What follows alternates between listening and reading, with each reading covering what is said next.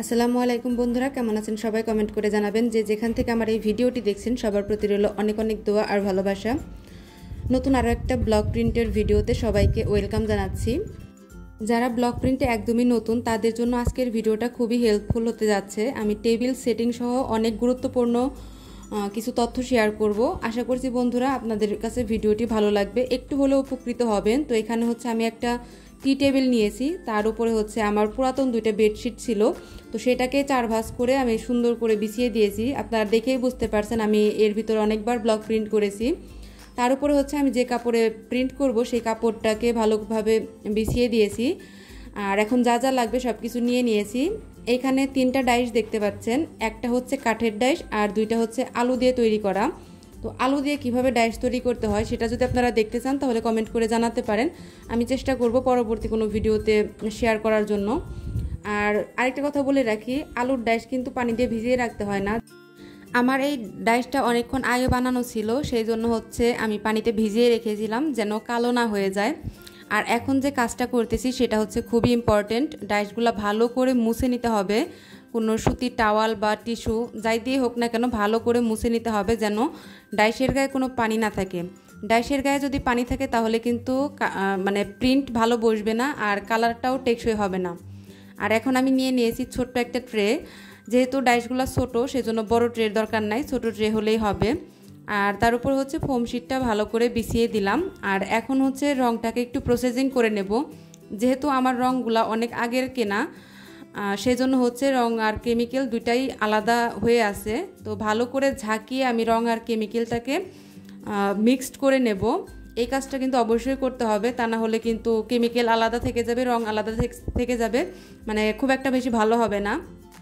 আপনারা দোকান থেকে কিনে আনার পরও এইভাবে ঝাঁকিয়ে নেবেন, কারণ অনেক সময় দেখা গেছে দোকানেও অনেক দিন আগের রং আনা থেকে যায়, তো ওই রংটা আমরা অনেক সময় কিনে ফেলি।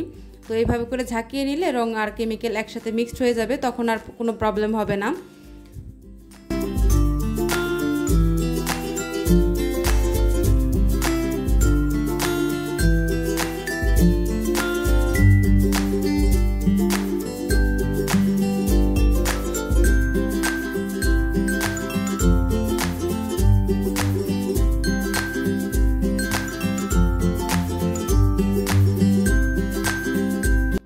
আপনারা রংটা যখন বোতল থেকে ফোমে ঢালবেন তারপরে বোতলের মুখটা ভালো করে মুছে তারপর হচ্ছে বোতলের মুখটা ভালো করে আটকে রাখবেন, তা না হলে কিন্তু রংটা নষ্ট হয়ে যাবে।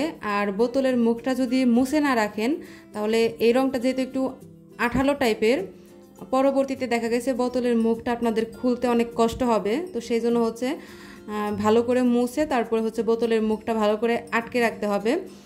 সম্ভব হলে মাস্কিং টেপ আছে বা কস্টেপ আছে, এটা দিয়ে আটকে রাখলে পরে ভিতরে বাতাস ঢুকতে পারবে না আর রংটাও নষ্ট হওয়ার সম্ভাবনা থাকবে না। তো এখন হচ্ছে আমি আলু দিয়ে যে ফুলটা তৈরি করেছি সেটা দিয়ে আগে প্রিন্ট করে নিচ্ছি। আর আপনারা দেখেই বুঝতে পারবেন কতটা ভালো হয়েছে বা খারাপ হয়েছে। আপনারা কমেন্ট করে জানাতে পারেন যে আপনাদের কাছে কেমন লাগলো।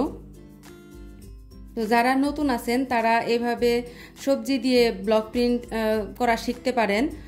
আর আমার এই ডাইসটা তৈরি করা খুব একটা বেশি ভালো হয়নি, সেই জন্য মাঝে মাঝে প্রিন্ট ভালো মতো বসছে না আর কি।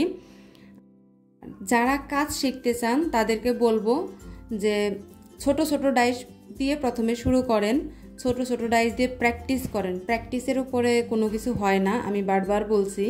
কারণ যে কোনো কাজই করেন না কেন, সেটা শুধু যে ব্লক প্রিন্ট তা না, আপনি যে কোনো কাজ করেন আপনি যত ভালো প্র্যাকটিস করবেন, যত বেশি প্র্যাকটিস করবেন আপনার ওই কাজের দক্ষতাটা তত ভালো হবে। তো এখন হচ্ছে আমি পাতার ডাইস দিয়ে চারদিকে ডিজাইন করে নিচ্ছি।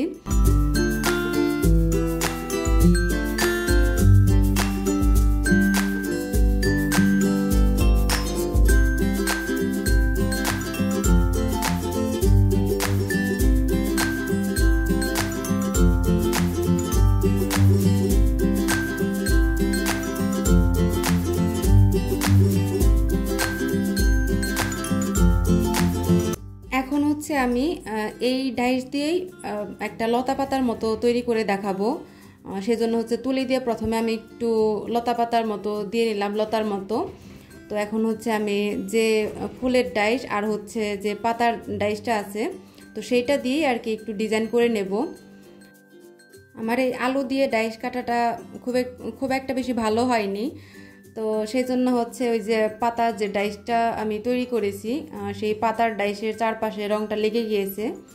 তো আমি চেষ্টা করি ভালো করে করার জন্য, তারপরে একটু এদিক সেদিক হয়ে যায়।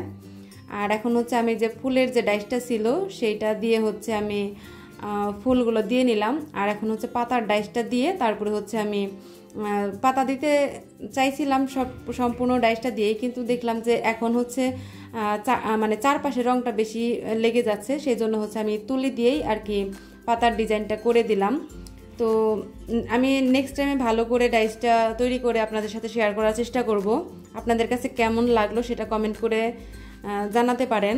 আর এর থেকে একটু যদি উপকৃত হন সেটাও জানাতে পারেন আমাকে কমেন্ট করে। আপনাদের কমেন্ট পড়তে আমার খুবই ভালো লাগে, আমি চেষ্টা করি সবগুলো কমেন্টেরই রিপ্লাই দেওয়ার জন্য। আর যদি কোনো প্রশ্ন থেকে থাকে ব্লক প্রিন্ট সম্পর্কে সেটাও কমেন্ট করতে পারেন, আমি চেষ্টা করব ভিডিওর মাধ্যমে উত্তর দেওয়ার জন্য। কারণ ব্লক প্রিন্ট সম্পর্কে কোনো প্রশ্ন থাকলে সেটা কমেন্টে লিখে উত্তর দেওয়া একটু মানে কষ্ট সাপেক্ষ হয়ে যায়। আর সবাই আমার জন্য দোয়া করবেন, আপনাদের সবার জন্য দোয়া রইল। আজকের মতো এখানেই বিদায় নেব, দেখা হবে অন্য কোনো একটা ভিডিওতে। তো সে পর্যন্ত সবাই অনেক অনেক অনেক বেশি ভালো থাকবেন, সবার প্রতি অনেক শুভকামনা রেখে, এবং আপনাদের কাছে দোয়া চাই, আমার জন্য দোয়া করবেন। আজকের মতো বিদায় নিচ্ছি, আল্লাহ হাফেজ।